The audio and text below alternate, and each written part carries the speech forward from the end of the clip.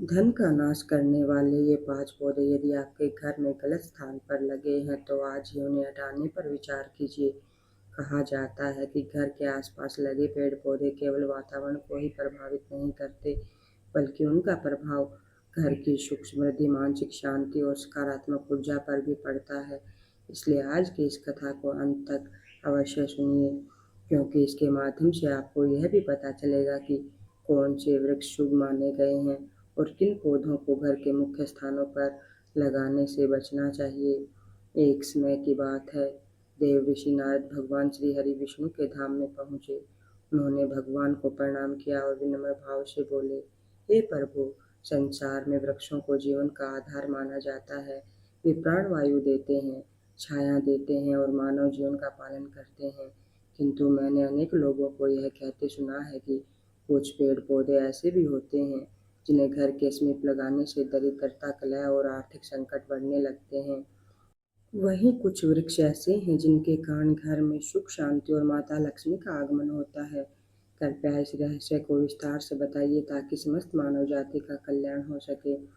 भगवान विष्णु मुस्कुराए और बोले, हे नारद, तुमने अत्यंत कल्याणकारी प्रश्न पूछा है। वास्तव में प्रत्येक वृक्ष का अपना एक विशेष गुण और प्रभाव होता है। यदि उचित स्थान पर उचित वृक्ष लगाए जाए तो वह घर के लिए वरदान बन जाता है, लेकिन यदि अनुचित स्थान पर अनुचित वृक्ष लगाए जाए तो वही कठिनाइयों का कारण भी बन सकता है। मैं तुम्हें एक प्राचीन कथा सुनाता हूँ, इसे ध्यानपूर्वक सुनना। बहुत समय पहले एक सुंदर नगर में धर्मदास नाम का एक व्यापारी अपनी पत्नी सावित्री के साथ रहता था। दोनों भगवान विष्णु के परम भक्त थे। प्रतिदिन स्नान करके पूजा करते, दान पुण्य करते और सदैव सत्य का पालन करते थे। उनके घर में धन अन्न और सुख समृद्धि की कोई कमी नहीं थी। समय बीतता गया। एक दिन सावित्री ने अपने घर को और सुंदर बनाने का विचार किया। उसने बिना किसी जानकारी से पूछे अनेक प्रकार के पौधे और वृक्ष अपने आंगन तथा मुख्य द्वार के आसपास लगा दिए। कुछ समय तक सब कुछ सामान्य रहा, लेकिन धीरे धीरे उनके जीवन में परिवर्तन आने लगा। व्यापार में लगातार हानि होने लगी। घर में छोटी छोटी बातों पर झगड़े होने लगे। पहले जहाँ घर में भजन कीर्तन होता था, अब वहाँ तनाव और चिंता का वातावरण रहने लगा। धीरे धीरे धन समाप्त होने लगा और ऐसी स्थिति आ गई कि घर का खर्च चलाना भी कठिन हो गया। धर्मदास समझ नहीं पा रहा था कि अचानक उसके जीवन में यह विपत्ति क्यों आ गई। वह दिन रात भगवान से प्रार्थना करता, लेकिन कोई उपाय समझ में नहीं आता था। एक दिन संयोग से एक वृद्ध संत उनके घर के सामने से गुजरे। धर्मदास ने उसे आदरपूर्वक प्रणाम किया और विश्राम करने का आग्रह किया।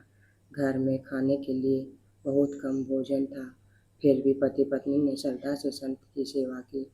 भोजन के बाद संत प्रसन्न हुए और बोले, वत्स, तुम दोनों बड़े श्रद्धालु हो, बताओ तुम्हें किस बात का दुख है। धर्मदास ने हाथ जोड़कर कहा, गुरुदेव, हमने कभी किसी का बुरा नहीं किया, फिर भी हमारे जीवन में इतनी दरिद्रता और संकट क्यों आ गया।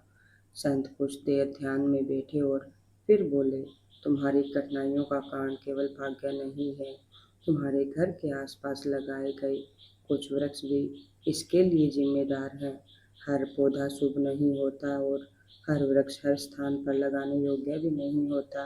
यदि घर की दिशा और स्थान का ध्यान न रखा जाए तो उसका प्रभाव जीवन पर पड़ सकता है। धर्मदास ने विनम्रता से पूछा, गुरुदेव, कृपया विस्तार से बताइए कि कौन से वृक्ष शुभ हैं और किन से बचना चाहिए। संत बोले, ध्यान से सुनो। पहला शुभ वृक्ष पीपल। पीपल का वृक्ष अत्यंत पूजनीय माना गया है। इसे भगवान विष्णु का स्वरूप माना जाता है, किंतु इसे घर के ठीक बीच या मुख्य द्वार के अत्यंत निकट लगाने की बजाय मंदिर, जलाशय या खुले स्थान पर लगाना श्रेष्ठ माना गया है। पीपल की सेवा, जल अर्पण और श्रद्धा से परिक्रमा करने से पुण्य की प्राप्ति होती है तथा पितरों की कृपा प्राप्त होती है। दूसरा शुभ वृक्ष आंवला। आंवला भगवान विष्णु को अत्यंत प्रिय माना जाता है।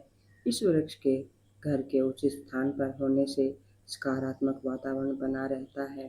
धार्मिक मान्यताओं के अनुसार आंवले की पूजा और उसके फल का सेवन शुभ माना गया है। यह स्वास्थ्य और पवित्रता का भी प्रतीक है। तीसरा शुभ वृक्ष अशोक। अशोक का वृक्ष ही है शोक का नाश करने वाला। मान्यता है कि जहाँ उस स्थान पर अशोक का वृक्ष होता है वहाँ प्रसन्नता और शांति का वातावरण बना रहता है, इसलिए इसे शुभ वृक्षों में गिना जाता है। चौथा शुभ वृक्ष नीम। नीम औषधीय गुणों से भरपूर है। यह वातावरण को शुद्ध रखने में सहायक माना जाता है। धार्मिक मान्यताओं में भी इसका विशेष महत्व बताया गया है। घर के उचित स्थान पर नीम होने से स्वच्छता और स्वास्थ्य का लाभ मिलता है। अब संत बोले वृक्ष। कुछ ऐसे पौधे भी हैं जिन्हें घर के मुख्य द्वार, आंगन या अत्यंत निकट लगाने से लोग बचते हैं। पहला पौधा कांटेदार कैक्टस। मान्यता है कि घर के मुख्य प्रवेश द्वार पर कांटेदार पौधे लगाने से नकारात्मकता और तनाव का वातावरण बढ़ सकता है, इसलिए इन्हें सजावटी रूप में भी सोच समझकर रखा जाता है। दूसरा पौधा बेर का कांटेदार वृक्ष। कांटों वाले वृक्ष को मुख्य द्वार के समीप लगाना शुभ नहीं माना जाता। कई परंपराओं में इससे कलह और मानसिक अशांति जुड़ी मानी गई है। तीसरा पौधा सूखा या मृत पौधा। यदि घर में कोई पौधा पूरी तरह सूख जाए तो उसे लंबे समय तक वैसे ही नहीं रहना चाहिए। सूखे पौधे उदासी और उपेक्षा का प्रतीक माने जाते हैं। चौथा पौधा अत्यधिक फैली हुई बेलें।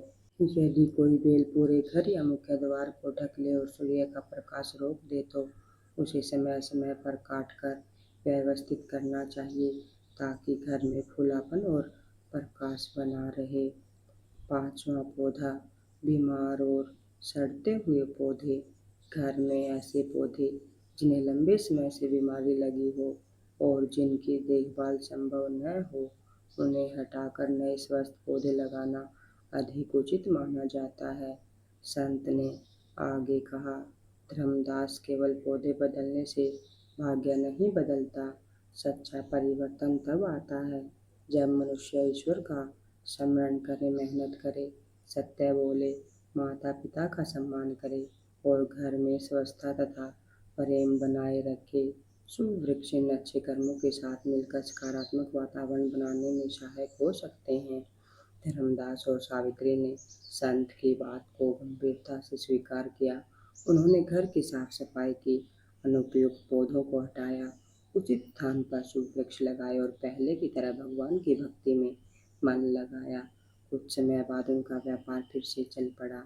घर में सुख शांति लौट आई और परिवार का जीवन पहले से भी अधिक आनंदमय हो गया। भगवान विष्णु ने कथा समाप्त करते हुए नारद जी से कहा, हे नारद, जो मनुष्य प्रकृति का सम्मान करता है, वृक्षों की रक्षा करता है, शुभ आचरण अपनाता है और ईश्वर का स्मरण करता है, उसके जीवन में धीरे धीरे सुख शांति और समृद्धि का मार्ग खुलने लगता है।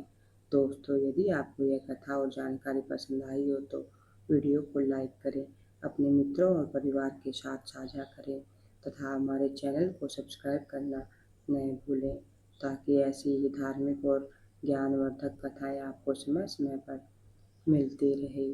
जय श्री हरि, जय श्री राम।